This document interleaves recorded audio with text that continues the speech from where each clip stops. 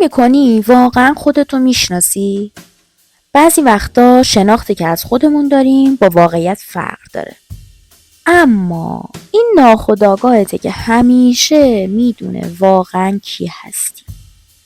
اینجا کانال اومن تراپیه و ما امروز یه بازی شهودی داریم.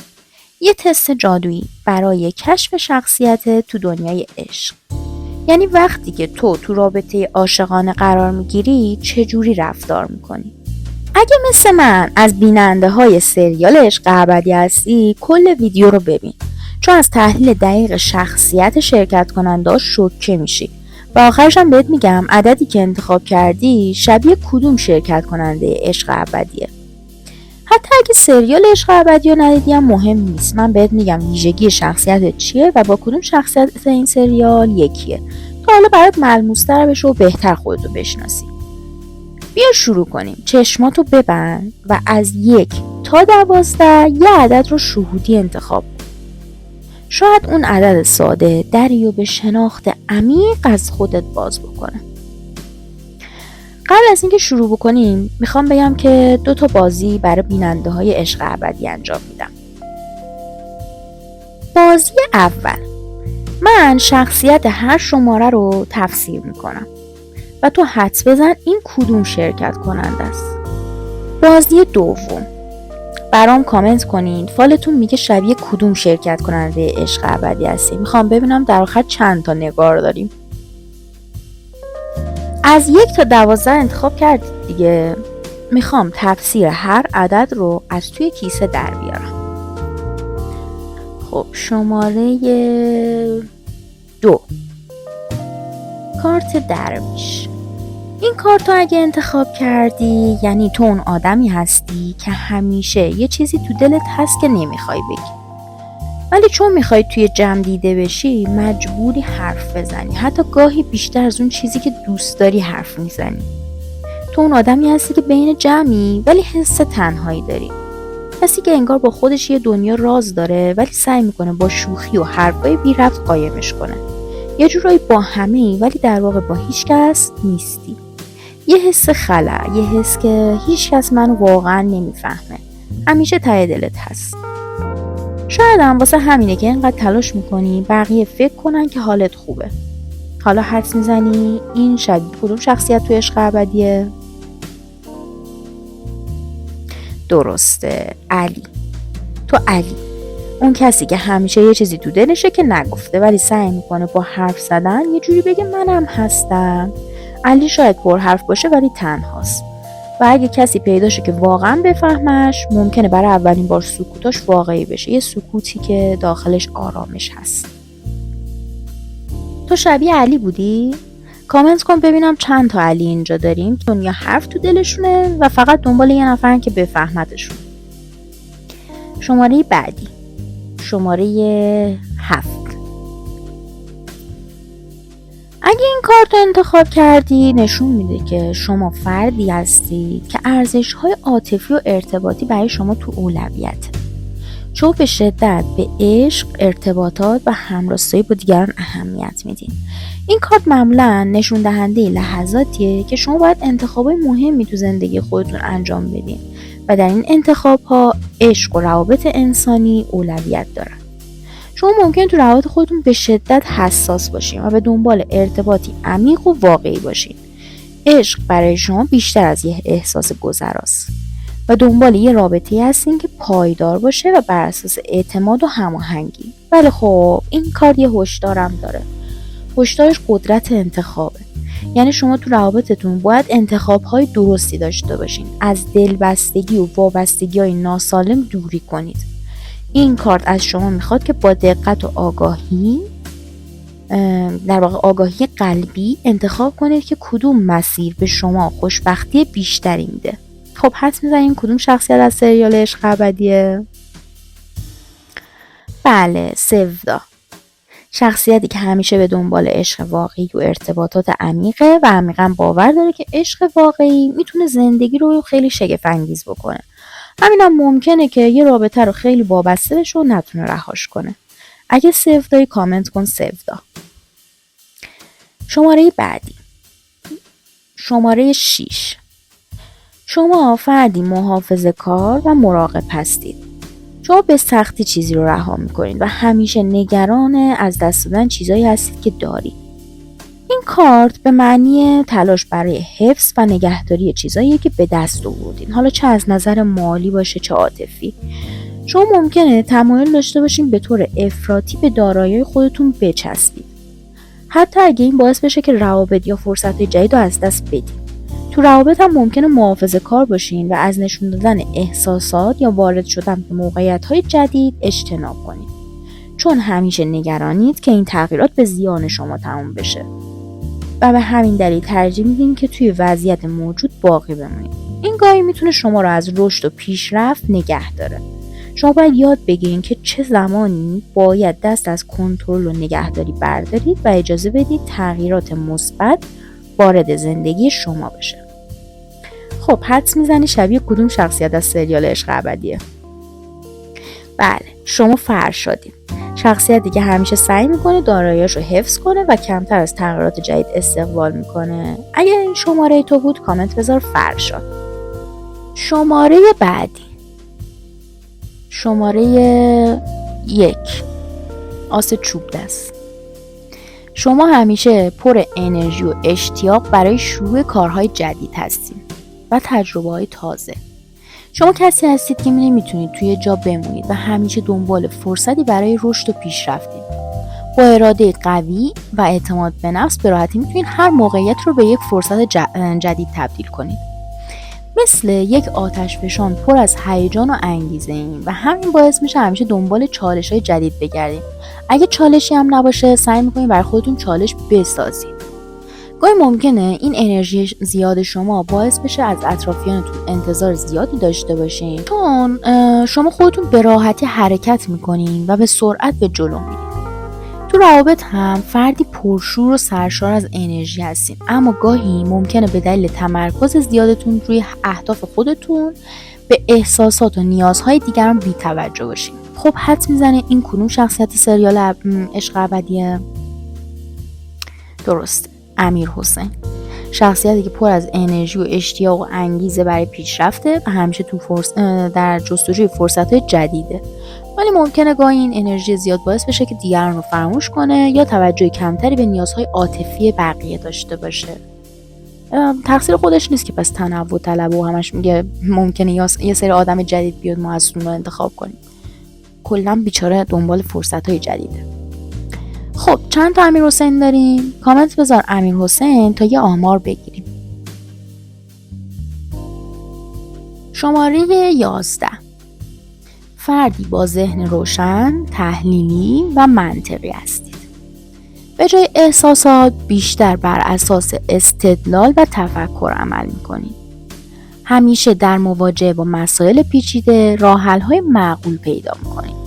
تو روابط هم ممکنه کمی محافظه‌کار و عقلانی باشین و اغلب ترجیح میدین تصمیمات خودتون رو بر اساس منطق و تحلیل بگیرید تا بر اساس احساسات. شما ممکنه تو موقعیت‌های مختلف نقش رهبر یا مشاور رو ایفا کنید چون قدرت تحلیلی بالایی دارید، اما گاهی این رویکرد منطقی و انتقادی شما میتونه باعث بشه کمتر به احساسات دیگران توجه کنید. ممکنه کمی سرد به نظر برسید، ولی در حقیقت درون شما دنیای از احساسات پیچیده پنهان شده که کمتر کسی میتونه به اون دسترسی پیدا بکنه. حدس میزنید شبیه کدوم شخصیت از سریال عشق ابدی هستید؟ ترانه. شما ترانه هستین، شخصیتی که همیشه با تحلیل و منطق تو روابطش عمل میکنه و ترجیح میده تصمیماتش بر اساس عقلانیت باشه تا احساسات، و حتی احساساتش رو پنهان میکنه و به سختی اجازه میده دیگران احساساتش رو بفهمن. تو هم ترانه ای؟ کامنت بذار ترانه. شماره بعدی چه شماره ای میتونه باشه؟ شماره 4، شوالیه جام. شما کسی هستین که همیشه قلبتون رو اولویت قرار میدید. احساسات و روابط برای شما از همه چیز مهمترن و همیشه در جستجوی عشق عمیق و خاصی. شاید گاهی اوقات احساسات شما خیلی غرق در تخیل بشه و گاهی در پیدا کردن عشق واقعی وسواس زیادی به خرج بدید. همیشه توی تلاشید که ثابت کنید طرف مقابل واقعا احساسات عمیقی نسبت به شما داره. بنابراین دائم در حال آزمایش کردن دیگران هستین تا ببینید که آیا عشق طرف مقابل واقعی هست یا نه. این نوع حساسیت و سختگیری میتونه باعث بشه از افراد خوب دور بشید. احساسات شما خیلی پرحرارتن، اما در این حال میتونین کم توجه طلب و بیقرار باشین، چون همش دنبال تایید از اطرافیانین. اما باید بدونید که عشق واقعی نیازی به اثبات‌های بی‌پایان نداره و گاهی بهترین روابط ساده و بدون فشار پیش میرن. خب حدس میزنی کدوم یکی از شخصیت‌های سریال عشق ابدیه؟ بله، شما نگارید، شخصیتی که همیشه به دنبال عشق حقیقی و اثبات‌های عاطفیه و گاهی در این مسیر سختگیر و حساس میشه و تو جستجوی ثابت کردن عشق طرف مقابل به خودش ممکنه فرصت‌های خوب از دست بده. کامنت کن نگار، ببینم چند تا نگار داریم اینجا. شماره بعدی شماره 3. خب اگه این شماره رو انتخاب کردی یعنی یه جور خستگی عمیق تو روحت داری، نه فقط از آدم‌ها، از خودت، از تکرار یه داستان تکراری. تو ساختی بیرون شد، دوباره ساختی دوباره ریخت، انگار دیگه انرژی جنگیدن نداری. اون حالت بیحالی که به چشم کسی نمیاد اما ته قلبته. مثلا میشه گفت یه جور افسردگی خاموش که هیچ کس نفهمیده. تو مثل ساختمونی هستی که هنوز سر پاست ولی ستونهاش ترک خوردن. دیگه با دلت نمیسازی، با ترس میسازی، چون که هر بار که ساختی ضربه خوردی. شاید از بیرون قوی به نظر بیایی ولی واقعیت اینه که مدت هاست فقط تحمل کردی. تو کسی هستی که گاهی با خودش هم قهره، آدمی که حس میکنه هیچ کس اونو نمیفهمه، حتی خودش هم گاهی خودشو نمیشناسه. حدس میزنی کدوم یکی از شخصیت‌های سریال عشق ابدیه؟ درسته، زهرا. تو زهرایی، کسی که با یه لبخند خسته میره جلو و تو دلش همیشه یه ویرانی نیمه کاره خوابیده. زهرا کسیه که به خاطر زیاد فرو ریختن دیگه خودش هم نمیدونه میخواد چی رو حفظ کنه و شاید هم فقط یه عشق واقعی بتونه یه بار دیگه یه شعله‌ای تو دلش روشن کنه. اگه شبیه زهرا بودی تو کامنت ها برام بنویس زهرا، ببینم چند تا زهرا اینجان که دارن بی صدا با خودشون میجنگن.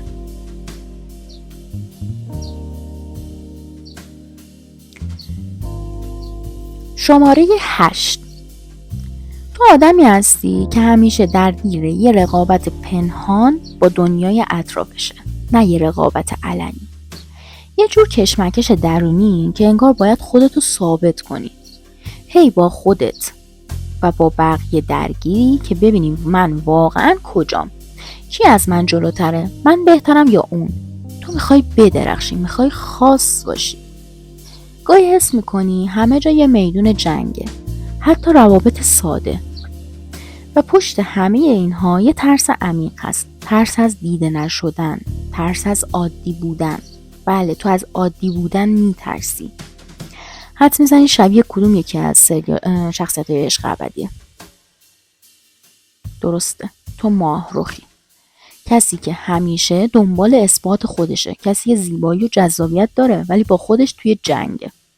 ماهرخ نمیخواد ببازه حتی اگه بازی وجود نداشته باشه و شاید وقتی عشق واقعی وارد زندگیش بشه برای اولین بار حس کنه که قرار نیست رقابتی باشه، فقط قرار دوست داشته بشه. تو شبیه ماهرخ بودی؟ کامنت کن ماهرخ که همه ببینیم چند تا ماهرخ اینجان که همیشه درگیر جنگ‌های درونی هستند. شماره 5. تو کسی هستی که سرعت، هیجان و حرکت توی خونته. وقتی تصمیم میگیری دیگه هیچ چیز جلودارت نیست. ذهنت تند کار میکنه، قلبت دنبال هیجانه و همیشه یه قدم جلوی بقیه‌ای. آدمایی مثل تو معمولا بیقرارن، نمیتونن توی وضعیت بمونن. همیشه یه پروژه، یه سفر یا یه رویایی تو سرشونه. ولی حواست هست گاهی زیادی تون میری قبل از اینکه حتی بدونی چی میخوای؟ خب حدس میزنی که شبیه کدوم شخصیت سریال عشق ابدی هستی؟ درسته، تو میلادی. کسی که وارد یه داستان میشه همه چیز عوض میشه، سرزنده، سریع، پر از اتفاق. اگه میلادی کامنت کن میلاد.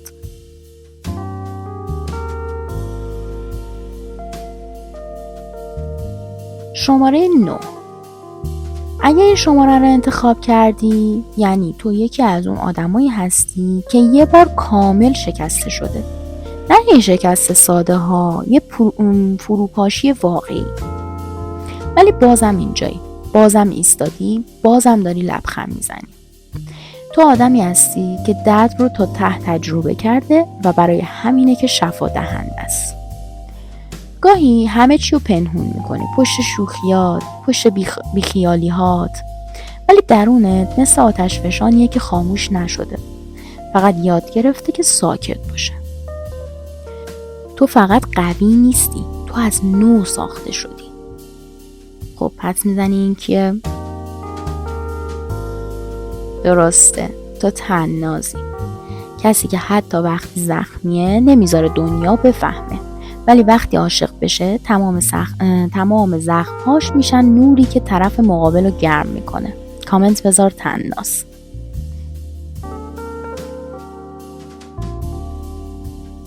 شماره 10. آدمی هستی که یه چیزی رو یا یه کسی رو پشت سر گذاشتی. یه مرحله از زندگی رو رها کردی، نه چون آسون بود، چون دیگه برات کافی نبود. برای همینم خیلی سخت دل میبندی. تو کسی هستی که دنبال معنی عمیق‌تری از زندگیه. دلت نمیخواد تو روزمرگی گیر کنی. احساساتی ولی جرأت دل کندن داری. قوی چون بلدی حتی از چیزی که دوستش داشتی هم بگذری وقتی که وقتش باشه. تو شاید ظاهرا ساکت باشی ولی درونت پر از سوالای بی جوابه و سفرهای نیمه کاره. حالا حدس میزنی شبیه کدوم شخصیت سریال عشق ابدی هستی؟ تو شاهینی. کسی که مسیر خودش رو داره، حتی اگه همه بگن نرو، حتی اگه کسی منتظرش نباشه، راهش رو ادامه میده، چون روحش دنبال چیزیه که هنوز تو این دنیا پیداش نکرده. شاهین ها کامنت بذارن شاهین. شماره آخر، شماره 12. خب اگه ناخودآگاهت این کارت رو انتخاب کرده، بذار برات بگم تو چه جور آدمی هستی. تو خیلی عملگرا و متعهدی. وقتی تصمیم میگیری تا تهش میری. اهل وعده های پوچ نیستی. کم حرفی ولی وقتی حرفی میزنی همه حواسا میره سمتت. آروم، صبور، یک کم لجباز، ولی همیشه میخوای قابل اعتماد باشی. تو از اونایی هستی که به جای هیجان ثبات رو انتخاب میکنه. ولی پشت این ظاهر آروم یه قدرت خاصی است. یه صلابت درونی که خیلی نمیفهمن. حالا حدس میزنی که کدوم شخصیت عشق ابدیه؟ درسته، شخصیت مورد علاقه هممون سیاوش. شاید تو دنیای بیرون کم حرف باشی ولی دنیای درونت پر از تصمیم‌های بزرگه و سکوت‌های سنگین. کامنت کن سیاوش. حالا که شخصیتتو پیدا کردی به هم بگو، فکر میکردی تو عشق و عاشقی با شرکت کننده که ناخودآگاهت انتخاب کرد یکی باشی؟ برام تو کامنت ها بنویس. اگه هنوزم انتخاب نکردی برگرد اول ویدیو و شهودی یه عدد رو انتخاب کن. یادت باشه قسمت دوم تو قسمت دوم بهت میگم هر کدوم از این شخصیت ها چطور با عشق ابدی خودشون روبرو میشن و چطور رابطهشون شکل میگیره. پس سابسکرایب کنید، زنگوله رو روشن کنید و این ویدیو رو برای دوستاتون بفرستید تا ببینید اونا کدوم شخصیت در سریال عشق ابدی هستن. یادتون نره تو کامنت ها منتظر جواب و حدسای شما هستم.